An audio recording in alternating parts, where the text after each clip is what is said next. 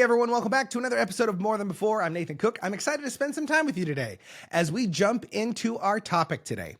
Hey, let me ask you, are you a lifter or are you a leveler? You're one of the two. You're either someone that likes to lift people or you're someone that likes to level them out, whether that's with a firm word or whether that's hopefully not physically. But there really are two types of people in the world. And you got to choose what it is that you're going to be. Are you a person that lifts other people, that lifts yourself up? Or are you the type of person that levels other people and levels yourself? And when I say level, I don't mean that kind of perfection level where you're trying to get it perfect. I mean the level of a building where you destroy it, where you decimate it. Because here's what I know. You and we have opportunities every single day to lift or level other people. I hope that you lift other people every single chance you get. So let me give you 3 areas where you can focus on of whether you're lifting or you're leveling people. Number 1, are you lifting or leveling yourself? What are the things that you say to yourself? Are you an uplifting person? Do you speak good things about you? Or are you negative? Are you negative, constantly focused on the bad things about you? Or maybe you focus on things that aren't even bad about you, but you constantly put yourself down. You use a lot of self-deprecating humor. Here's what I know. Coming from experience, the more you speak ill of yourself, the more ill you actually become. Because here's where everything starts. Everything starts up in our mind. It starts where you think. And from that point, it goes into one of 2 places. It goes into the way that you speak or it goes into the way that you act. Now, here's what I believe. I believe it starts with the thought and eventually makes its way out into a word, into a sentence, into a sentiment that comes out of your lips.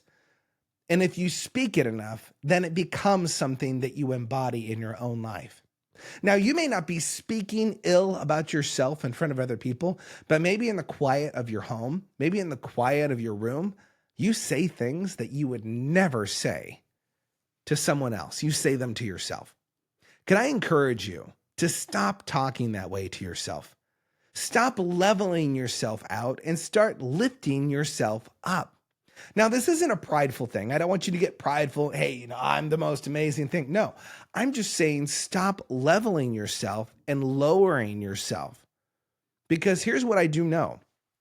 You will rise to that level of thought, meaning you'll never outperform your own self-image. If you think that you're a bad husband or a bad wife, guess what? You're going to show up in life trying to prove that correct. If you think you're a bad cook, you're going to show up and you're going to meet that expectation. If you think I'm bad at sales, I can't have a relationship, I'll never have kids, fill in the blank of what you believe you are not and what you can't do, you will rise to that level. You'll never outperform your own self-image. So first of all, what are you saying to yourself? Are you lifting or leveling? Second of all, what are you saying to other people? Are you lifting or leveling other people? As we go about our life, we interact with so many people in our day, we don't even think about it. As we go out of our house, we see our neighbors. Are you lifting them or leveling them? Are you speaking good words over them? Or are you speaking negative words? Are you speaking good things to your spouse, to your kids, to your parents, to your friends, to your coworkers, to the person that you meet in line behind you while you're going to the grocery store? Are you speaking life or are you leveling them down? It is easy to level people in our life. You see, I didn't know that I was leveling my wife for a long time because we would go in to cook in the kitchen and she'd start cutting something. I'd say, hey, if you don't want to cut your finger, you could do it this way. Or maybe the measurement was slightly off and I would say, hey, what if you used grams? You measured out the grams. We have these really nice scales that I got. If you did that, it'd be consistent every single time and you'd be able to make these micro improvements and adjustments. You see, to me, I thought I was helping her, but what I was actually doing, I wasn't helping, I was hurting. I wasn't lifting her up. I was actually leveling her down. Now, that doesn't mean that you can't give correction and feedback to people. But there is something about understanding whether or not that person feels and thinks that you are lifting them or that you are leveling them? What do you do? What is your common go-to? Are you the negative Nancy that comes in the room and has something negative to say? Or do you have something positive, encouraging, uplifting, and edifying for other people to listen to? Now, we don't always have to be positive. There's a time for correction. There's a time for feedback. But can I encourage you, like I'm encouraging myself as I look at my own life, I want to be someone that lifts others. When I see my kids do something that's boneheaded, and it happens a lot, I don't want to be the person that levels them out. I want to be the person that comes in and says, hey, I love what you did here, but here's what we could do differently. Are you a lifter or a leveler with other people? Specifically, directly. Meaning when you're directly interacting with them. That goes to our third point here. The third point is, are you lifting or leveling people when they're not around? You know what I'm talking about. The gossipers, people that like to talk behind other people's back. My wife and I, because we've been doing marriage coaching for a while, one of the things that we find is it's really easy to be in groups of other people, and those people will dog on their spouse, meaning they'll say negative things about their spouse when they're not around. I always want to speak life about my wife, how amazing she is, how great she is with our kids, how hard she works. And you know what I hear from other guys? Not a lot of other guys. I know quite a few good guys that actually lift their wives up, but I have been around guys that level their wives when they're not there. I've been around women who level their husbands when they're not there. Do you level people when they're not in the room, or do you lift and elevate them? I hope you lift and elevate them. So you have three different people that you're talking to. You're talking to yourself, might be insane, kind of like me. You have the people that you're specifically, directly talking to every day, and you have the people that you speak about when they're not around. James chapter 3, verse 2 says, "For we all stumble in many ways. And if anyone doesn't stumble in what he says, he is a perfect man, able to bridle his whole body." That is so powerful. Understand that if you can control your tongue, you control your entire body. But how do you control your tongue? You control what you think. That's a lot harder to control what you think. So it all starts with a thought. And he continues on, and I love the two examples he gives. He gives the example of a ship that is powerful, that is pushed by the wind. It's steered by a small little rudder on the back of the boat. And the tongue is like that rudder.